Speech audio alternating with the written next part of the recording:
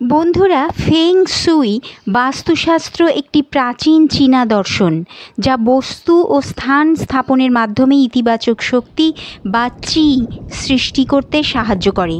এই দর্শন প্রকৃতি ও মানুষের মধ্যে ভারসাম্য বজায় রাখার একটি পদ্ধতি হিসেবে বিবেচিত হয়। চীন, জাপান, কোরিয়া এবং অন্যান্য পূর্ব এশিয়ার দেশগুলিতে এটি খুবই গুরুত্বপূর্ণ। বাংলাভাষীদের মধ্যে ফেং শুই সম্প্রতি বেশ জনপ্রিয় হয়েছে, কারণ মানুষ বিশ্বাস করতে শুরু করেছে যে এর মাধ্যমে জীবনের বিভিন্ন ক্ষেত্রে সাফল্য, সমৃদ্ধি ও সুস্বাস্থ্য আনা সম্ভব। ফেং শুই বাস্তুশাস্ত্রের ইতিহাস প্রায় ৩,০০০ বছরের পুরনো। প্রাচীন চীনা জ্যোতির্বিদ্যা ও জ্যোতির্বিদগণ ফেং শুই প্রথা প্রতিষ্ঠা করেছিলেন। এর মূল লক্ষ্য ছিল জীবনের সব ক্ষেত্রেই ইতিবাচক শক্তি আনা এবং নেতিবাচক শক্তি দূর করা। ফেং অর্থ বায়ু এবং শুই অর্থ জল। এই দুটি উপাদান চীনা সংস্কৃতিতে প্রকৃতির দুটি গুরুত্বপূর্ণ শক্তি হিসেবে বিবেচিত হয়। চীনারা বিশ্বাস করে যে প্রকৃতির এই শক্তিগুলির সঠিক ভারসাম্য বজায় রাখলে জীবন সুখ ও সমৃদ্ধিতে ভরে উঠবে। বন্ধুরা, পৌরাণিক কথামালা চ্যানেলে আপনাদের সকলকে স্বাগত জানাই। অনুরোধ রইল পুরো ভিডিওটি দেখে একটি লাইক, কমেন্ট করে সাবস্ক্রাইব অবশ্যই করে দেবেন। ফেং শুই বস্তুশাস্ত্রের মূল নীতি। ফেং শুই বস্তুশাস্ত্রের মূল ভিত্তি হলো চি। চি হলো একটি অদৃশ্য শক্তি যা আমাদের চারপাশের পরিবেশে ঘোরাফেরা করে। ফেং শুই বিশ্বাস করে চি এর প্রবাহ যদি সঠিকভাবে হয় তবে তা জীবনকে ইতিবাচকভাবে প্রভাবিত করে, কিন্তু যদি এই প্রবাহে কোনো বাধা সৃষ্টি হয় তবে তা নেতিবাচক প্রভাব ফেলতে পারে। ফেং শুইয়ের সবচেয়ে গুরুত্বপূর্ণ 5টি উপাদান হলো অগ্নি, জল, মাটি, ধাতু, কাঠ। প্রতিটি উপাদান আমাদের জীবনে একটি নির্দিষ্ট প্রভাব ফেলে এবং এগুলি ঠিকভাবে স্থাপন করলে আমাদের জীবনও সঠিক পথে পরিচালিত হয়। বাড়ির বিভিন্ন স্থানে ফেং শুইয়ের ব্যবহার। বাড়ির প্রতিটি স্থানে ফেং শুইয়ের নিয়ম অনুসারে সঠিক বস্তু ও স্থান নির্ধারণ খুবই গুরুত্বপূর্ণ।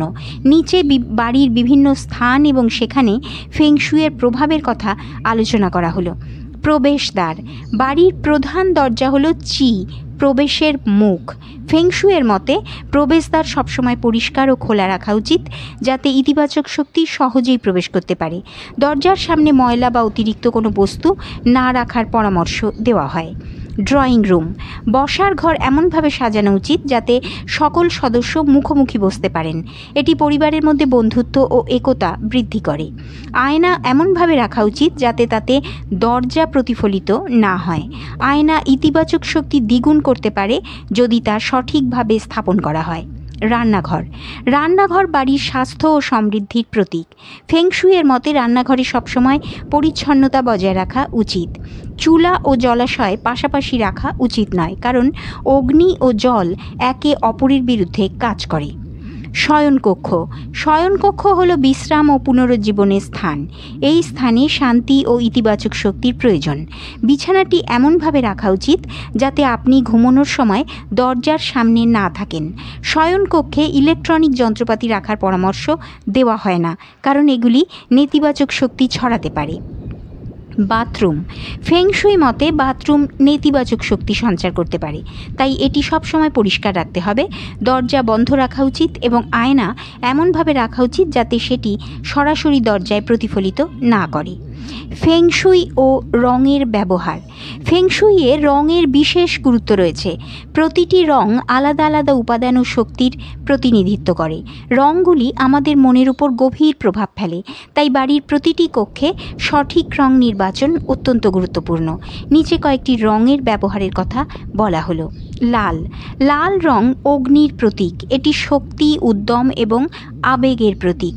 বাড়ির মূল দরজায় লাল রং ব্যবহার করলে সৌভাগ্য আসে বলে বিশ্বাস করা হয়। নীল। নীল জল উপাদানের প্রতীক। এটি শান্তি ও শীতলতা আনে। শয়নকক্ষ ও বসার ঘরে নীল রঙের ব্যবহার সুখ ও শান্তির বার্তা বহন করে। সবুজ। সবুজ রং কাঠের প্রতীক। এটি বিকাশ ও নতুন জীবনেরও প্রতীক। সবুজ রং শিশুদের ঘর ও পড়ার ঘরে ব্যবহার করা উচিত, কারণ এটি শিক্ষার উন্নতি ঘটায়। সাদা। সাদা রং ধাতুর প্রতীক। এটি পরিষ্কার ও শান্ত শক্তি বহন করে। অফিসের ক্ষেত্রে সাদা রঙের ব্যবহার উপকারী হতে পারে, কারণ এটি মনোযোগ ও শৃঙ্খলা বাড়ায়। ফেং শুইয়ের ব্যবহারের সম্ভাব্য উপকারিতা। ফেংশুই বস্তুশাস্ত্রের ব্যবহারে অনেকগুলি উপকারিতা পাওয়া সম্ভব, যেমন মানসিক শান্তি। সঠিক ফেংশুই অনুশীলনের মাধ্যমে ঘরের পরিবেশে ইতিবাচক শক্তি সৃষ্টি হয়, যা মানসিক শান্তি আনতে পারে। সাফল্য ও সমৃদ্ধি। ফেংশুইয়ের নিয়ম মেনে চললে জীবনের বিভিন্ন ক্ষেত্রে সাফল্য অর্জন সম্ভব। এটি কর্মক্ষেত্রে উন্নতি ও ব্যবসায়িক সফলতা আনতে সহায়ক হতে পারে। সম্পর্কের উন্নতি। ফেংশুইয়ের মাধ্যমে পরিবারের মধ্যে বন্ধন মজবুত হয়। সঠিকভাবে বাড়ি সাজানোর ফলে পরিবারের সদস্যদের মধ্যে ভালো সম্পর্ক বজায় থাকে। শারীরিক স্বাস্থ্য। ফেংশুইয়ের মাধ্যমে শারীরিক সুস্থতা বজায় রাখা সম্ভব। বাড়ির সঠিক পরিবেশে থাকার ফলে শারীরিক সমস্যা কম হয় এবং সুস্থতা বজায় থাকে। ফেংশুই বস্তুশাস্ত্র এক প্রাচীন চীনা বিজ্ঞান, যা মানুষের জীবনকে সুখী, স্বাস্থ্যকর ও সমৃদ্ধশালী করতে সহায়ক হতে পারে। সঠিকভাবে ফেংশুই অনুশীলন করলে আমরা জীবনের প্রতিটি ক্ষেত্রে ইতিবাচক পরিবর্তন আনতে পারি। বন্ধুরা, ভিডিওটি যদি ভালো লাগে অবশ্যই সাবস্ক্রাইব করে দেবেন।